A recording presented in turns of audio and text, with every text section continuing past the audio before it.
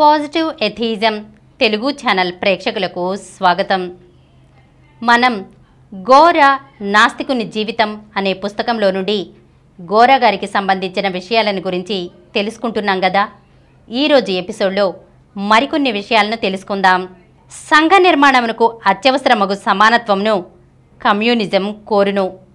కానీ సమానత్వమునకు కావలసిన పరిస్థితులను పార్టీ నియంతృత్వం ద్వారా నిర్మించి ఆ పరిస్థితులను బట్టి సమానత్వమును ప్రజలపైన నిర్బంధించును. మానవుల భావాలు మారనంతకాలం ఒక పరిస్థితుల వల్ల ఏర్పడిన సమానత్వం ఇంకొక పరిస్థితుల వల్ల మారవచ్చును.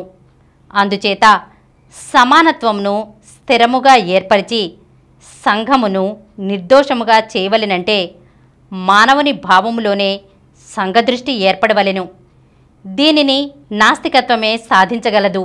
నాస్తిక దృష్టి వలన పరలోకము, దానికి సంబంధించిన నమ్మకములు తొలగిపోయి ప్రేమ, సత్యసంధత, సోదరత్వము సంఘావసరములుగా గుర్తించబడును. ఇట్టి యథార్థ దృష్టికి ప్రజాస్వామికపు భావములు తోడై నాస్తిక దృక్పథము వలన స్థిరముగు సంఘదృష్టి ఏర్పడుచున్నది. సంఘావసరములకు సమానత, సత్యము, అహింస, స్వేచ్ఛ, దీనికి సంబంధించిన ఆర్థిక, రాజకీయ, నైతిక నియమములు, సంస్థలు, కళలు ఏర్పడును. ఇట్టి గట్టి సంఘదృష్టి వలన నాస్తికత్వము శాంతియుతంగా సమానత్వమును స్థాపించగలదు. సంఘం తొలి సంచికలో వ్రాసిన సంపాదకీయం చాలా స్పష్టంగా ఉంది. ఆర్థిక, సాంఘిక, రాజకీయ, తాత్విక, వైజ్ఞానిక విషయాలెన్నింటినో సంఘం నాస్తిక దృష్టితో పరిశీలించింది.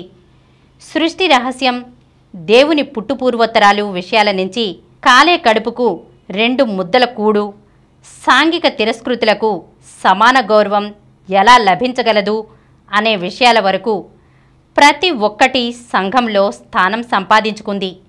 దాదాపు సంఘం సంపుటాలలో ప్రస్తావించబడిన సంగతి లేదు. ఒక్క మాటలో సంఘం నాస్తిక విజ్ఞాన కోశము. సంఘం ప్రధాన రచయితలు గోరా, లవణం, ఇతర కార్యకర్తలు కూడా చాలామంది తమ తమ భావాలు, అనుభవాలు సంఘం ద్వారా ప్రజలకు తెలిపారు. సంఘం రచయితలెవరూ సరదా కొరకో, స్వీయ సంతృప్తి కొరకో రాయలేదు. ప్రతి రచయిత ప్రతి రచనను ఒక ఉద్దేశంతో రాశారు. ఆ ఉద్దేశంలో ఏ కొంతైనా తాను ఆచరించారు. ఇది సంఘం ప్రత్యేకత. అందుకే సంఘం ఎంతోమందిలో జిజ్ఞాసను, తత్వశోధనను పురిగొల్పితే మరెంతమందినో కార్యకర్తలుగా తయారు చేసింది. 1941లో ప్రచురించిన నాస్తికత్వము పుస్తకంలో నాస్తికత్వమును స్థూలంగా ప్రతిపాదించగా, సంఘం పత్రికలో నాస్తికత్వాన్ని వివిధ కోణాల నుంచి, వివిధ రంగాలు, వివిధ విషయాల సందర్భంతో సూక్ష్మంగా చర్చించి వివరించారు.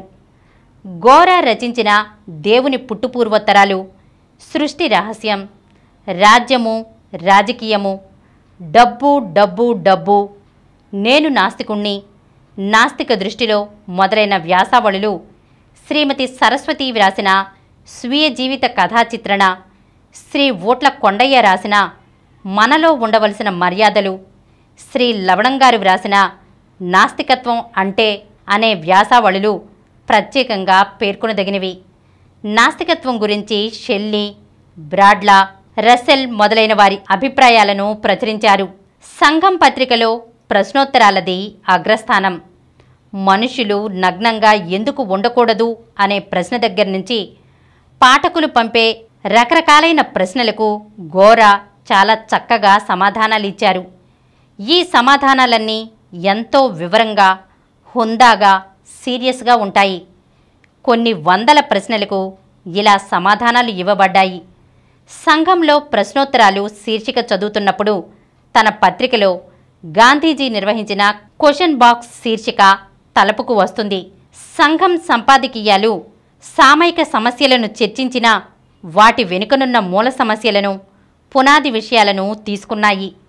నాస్తిక దృష్టితో రాజకీయ విధానం పార్టీలు లేని ప్రజాస్వామ్యంగా ఉండగలదని, ఆర్థిక విధానం వికేంద్రీకరణతో కూడిన గ్రామరాజ్యం కాగలదని, సంపాదకీయాలలో వివరంగా చర్చించారు.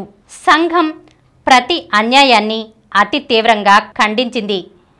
ఎవరిలో మంచి ఉన్నా ప్రశంసించింది. ఒక ప్రక్క కమ్యూనిస్టుల విధానాలను విమర్శిస్తూనే మరియొక ప్రక్క వారి త్యాగాన్ని, సదాశయాన్ని శ్లాఘించింది. అలాగే అన్ని సందర్భాలలోనూ కాటూరు, యలమర్రు గ్రామాలలో ప్రజలను నగ్నంగా చేసి నడి బజార్లలో ఊరేగింపజేసిన పోలీస్ కుకృత్యాలను ఎంత తీవ్రంగా గర్హించిందో అంత తీవ్రంగానూ మంత్రుల అధిక జీతభత్యాలను, ఆడంబరాలను, పార్టీ తత్వాన్ని నిరసించింది. అలాగే ఆస్తికత్వం పేరుతో జరిగే మోసాలను బట్టబయలు చేసి ఖండించింది. కేవలం విమర్శలతో సంఘం ఊరుకోలేదు. నిర్మాణాత్మకమైన సూచనలు చేసింది.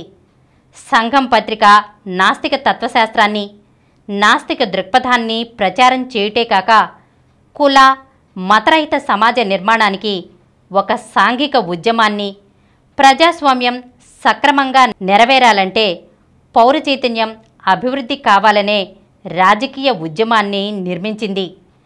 మరో మాటలో చెప్పాలంటే సాంఘిక, రాజకీయ రంగాలలోనికి నాస్తిక దృక్పథాన్ని ప్రభావయుతంగా ప్రవేశపెట్టింది. 1953 వరకు 5 సంవత్సరాలు సంఘం పత్రిక నడిచిన తర్వాత సంఘం ప్రచారం చేసిన విషయాలు ఉద్యమ రూపం తీసుకుంటున్నప్పుడు గోరా పూర్తిగా కార్యక్రమాలకే తన సమయాన్ని వినియోగించుటకు వీలుగా సంఘం పత్రిక నిలిపివేయబడింది. అయితే ఆ ఉద్యమ ప్రచారానికి గాను ఆర్థిక సమత అను వారపత్రిక శ్రీయుతులు లవణం, జొన్నలగడ్డ రామలింగయ్య, ఎంవి సుబ్బారెడ్డి సంపాదక వర్గంగా ప్రారంభించబడింది. ఆర్థిక సమత కూడా చాలా వరకు సంఘం వేసిన బాటల్లోనే సాగింది. 1953 నుంచి 5 సంవత్సరాల కాలం 1958 వరకు ఆర్థిక సమత నడిచింది. శ్రీ లవణం కూడా దేశవ్యాపిత పర్యటనలు, కార్యక్రమాలు తీసుకొనుటతో ఆర్థిక సమతను 1858లో నిలుపు చేశారు. ఆర్థిక సమత ప్రధానంగా రాజకీయ కార్యక్రమాల ఆచరణను ప్రచారం చేసిందని చెప్పవచ్చు. సంఘం, ఆర్థిక సమత రెండూ కూడా తెలుగు పత్రికలే అయిపోవడంతో నాస్తికత్వం, ఘోర భావాలు దేశమంతటా వ్యాపించుటకు అవకాశం లేకపోయింది.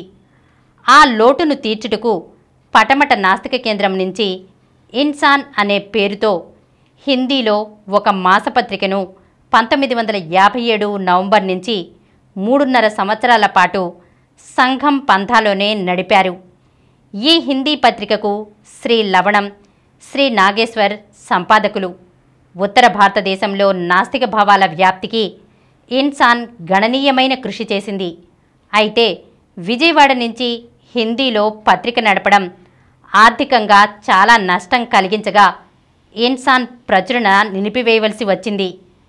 సంఘం పత్రిక సాధించిన విజయాలలో చెప్పుకోదగిన మరొక విజయం 1951 జూన్లో కడప జిల్లా ప్రొద్దుటూరులో సంఘం పాఠక సమితి ఏర్పడటం.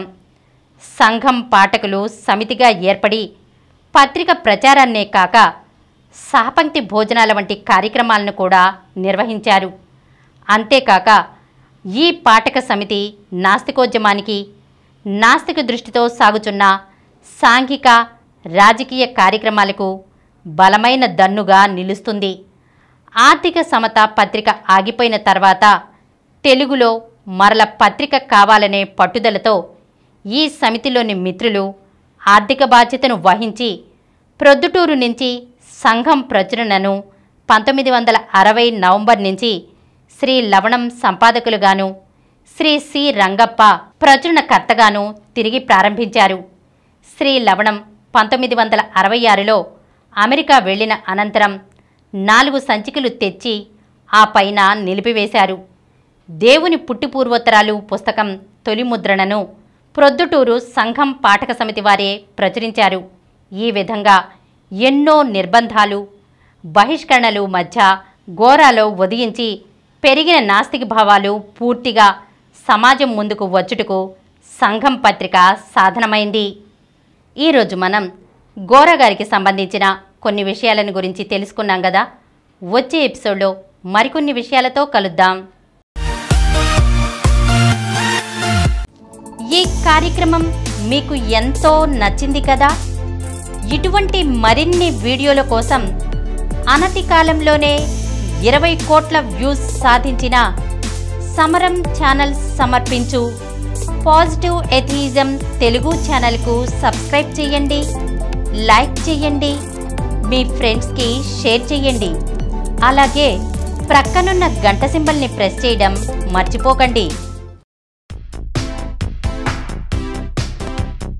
Please download Samaram Channels app from Google Play Store and watch your favorite channels. Click the bell icon and subscribe to the channels.